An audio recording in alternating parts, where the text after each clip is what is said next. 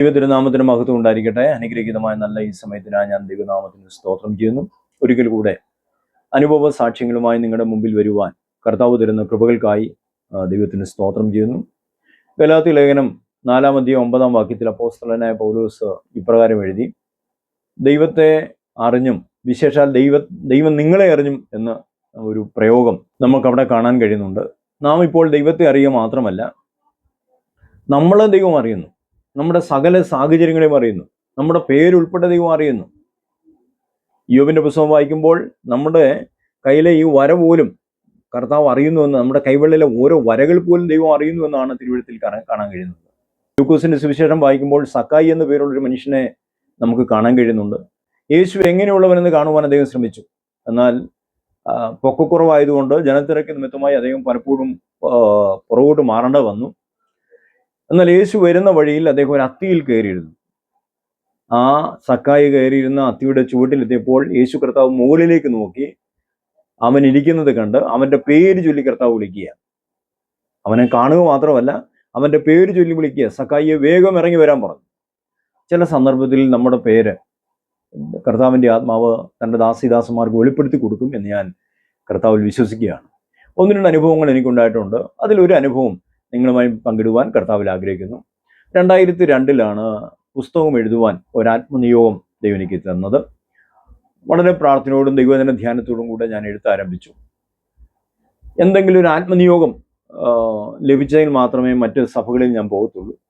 അല്ലാതെ ഉള്ള എല്ലാ ദിവസങ്ങളിലും വെള്ളിയാഴ്ച പ്രാർത്ഥനയ്ക്കും ഞായറാഴ്ച കൂട്ടായ്മയ്ക്കും ഒക്കെ ഞാൻ എൻ്റെ സഭയിലേക്ക് തന്നെ പോകുമായിരുന്നു. ആത്മനിയോഗം ലഭിച്ചാൽ മറ്റുള്ള കൂട്ടായ്മയിൽ പോയി വചനം പ്രസംഗിക്കും.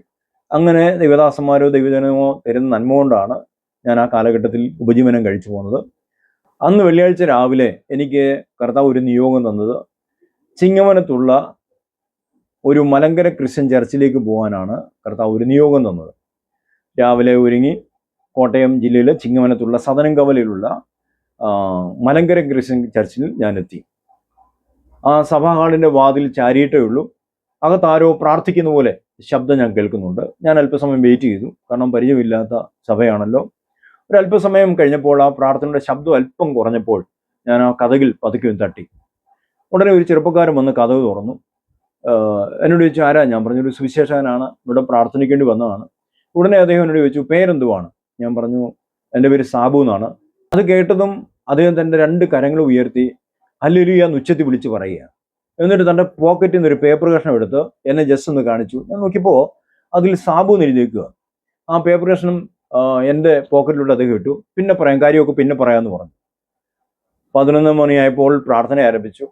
എനിക്ക് 1 മണിക്കൂറോളം വചനം പ്രസംഗിക്കുവാൻ അദ്ദേഹം അനുവാദം തന്നു.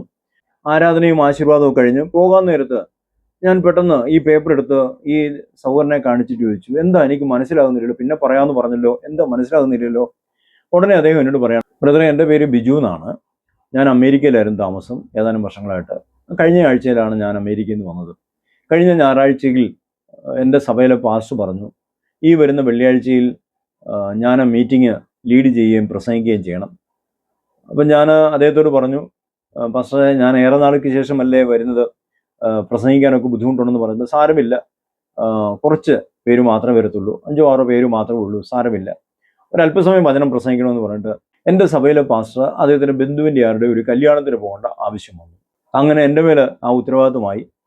ഞാൻ എന്നാൽ ദൈവത്തോട് ഇങ്ങനെ പറഞ്ഞു, കർത്താവേ, ഞാൻ ലീഡ് ചെയ്യാം, എന്നാൽ പ്രസംഗിക്കാൻ ഒരാളെ അയക്കണമെന്ന് ഞാനിങ്ങനെ ദൈവത്തോട് പ്രാർത്ഥിച്ചുകൊണ്ടിരുന്നു. വ്യാഴാഴ്ചയായപ്പോൾ എനിക്ക് കർത്താവിൻ്റെ ആത്മാവ് എന്നോട് പറഞ്ഞു, പ്രസംഗിക്കാൻ ഒരാളെ ഞാൻ അയക്കുന്നുണ്ടെന്ന് ഇങ്ങനെ ദൈവശബ്ദം ഉണ്ടായി. വെള്ളിയാഴ്ച രാവിലെ ആയപ്പോൾ എനിക്കൊരാഗ്രഹം വരികയാണ്, വരുന്ന ആളുടെ പേരറിയണം. അതുകൊണ്ട് രാവിലെ വന്ന് ഇരുന്ന് ഞാൻ പ്രാർത്ഥിക്കുവാൻ ആരംഭിച്ചു. 10 മണിയായപ്പോൾ എനിക്കൊരു പേര് വെളിപ്പെടുത്തി കിട്ടി, സാബു എന്നുള്ള പേര് വെളിപ്പെടുത്തി കിട്ടി. അതൊരു പേപ്പറിൽ എഴുതി ഞാൻ കാത്തിരിക്കുകയായിരുന്നു. അങ്ങനെ ഇരിക്കുന്ന സമയത്താണ്, ബ്രദറെ, നിങ്ങൾ വന്ന് കതകിൽ മുട്ടുന്നത്. കർത്താവ് നിങ്ങളെ അറിയുന്നു, യേശു നിങ്ങളെ അറിയുന്നു. ഇന്ന് ഈ ആലയത്തിലേക്ക് നിങ്ങളെ അയച്ചത് യേശുവിൻ്റെ ആത്മാവാണ്. കേട്ടതോടുകൂടെ ഞാനും കർത്താവിന് മഹത്വം കൊടുത്തുപോയി. കാരണം എൻ്റെ പേര് കർത്താവ് ആ മനുഷ്യനെ വെളിപ്പെടുത്തി കൊടുക്കുക. എനിക്കൊരു ധൈര്യം വന്നു. പെട്ടെന്ന് ആ വചനം ഞാൻ എൻ്റെ മനസ്സിലേക്ക് ഓർത്തു.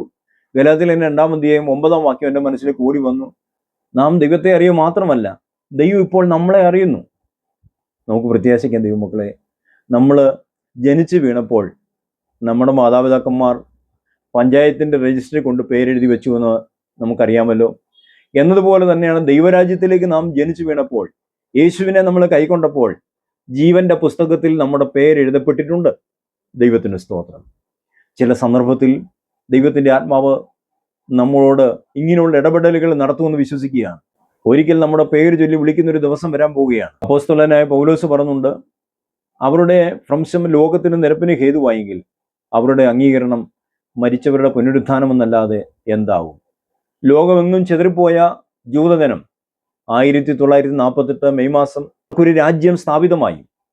അത് ദൈവത്താലായിരുന്നു. അവരുടെ അംഗീകരണം അവിടെ സംഭവിച്ചു.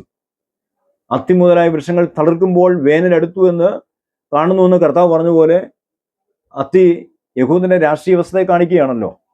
യഹൂദൻ തളിർത്തു തുടങ്ങി. ഇന്ന് അബ്രഹാമിന്റെ കൊച്ചുമക്കൾ ഒരു ലോകശക്തിയായി വളർന്നിരിക്കുകയാണ്. ലോകമെങ്ങും ചെതറിപ്പോയ ദൈവജനം അവർ മടങ്ങി വന്ന ഒരു രാജ്യമായി തീർന്നു. അങ്ങനെയെങ്കിൽ ആ പ്രവചനം നിറവേറുമെന്ന് ഞാൻ കർത്താവിൽ വിശ്വസിക്കുകയാണ്.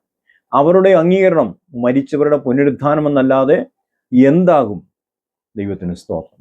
ഈ തലമുറയിൽ തന്നെ കർത്താവിൻ്റെ കാഹളങ്ങൾ ധ്വനിക്കും എന്ന് നമുക്ക് വിശ്വസിക്കാം. ലോകത്തിൽ അനേക ദൂതന്മാരുടെ സർവ്വസംഘത്തിന് മുമ്പാകെ നിന്നുകൊണ്ട് നമ്മുടെ പേര് ചൊല്ലി വിളിച്ച് നമുക്ക് പ്രതിഫലം തരുന്നൊരു നാൾ വരാൻ പോവുകയാണ്. അതുവരെയും വിശ്വസയോടുകൂടി നല്ല പോർ പൊരുതി ഓട്ടം തികയ്ക്കുവാൻ കർത്താവിൻ്റെ ആത്മാവ് നിങ്ങൾ എല്ലാവരെയും സഹായിക്കട്ടെ. ഈ സന്ദേശം നിങ്ങൾ ഷെയർ ചെയ്യുക, പ്രാർത്ഥിക്കുക. ഒരു ആത്മീയ നവോത്ഥാനം ദൈവസഭകളിൽ ഉണ്ടാകട്ടെ.